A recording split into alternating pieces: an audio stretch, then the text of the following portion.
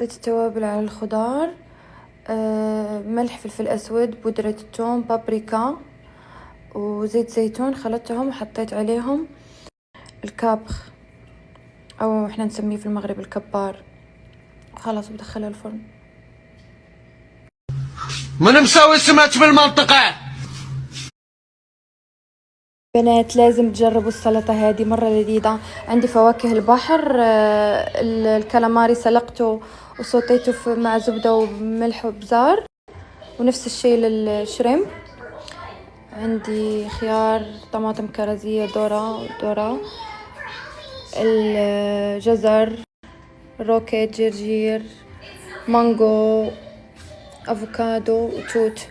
والصلصة لا فينيغريت بنات درت فيها ملح، ابزار، وصلصة البالزاميك، العسل الحامض وزيت زيتون. عرفتي كتجي لذيذة. الصلصة هذه راح اسقي فيها الجزر والخيار والطماطم الكرزية. الصلصة هذه حطيت الجرجير، حطيت عليه الجزر المبشور والخيار ده. السلطة عندي جاهزة، رفقتها بالمايونيز، طحنتها مع موية وكزبرة بقدونس. السلطة عندي جاهزة. شوف جسم.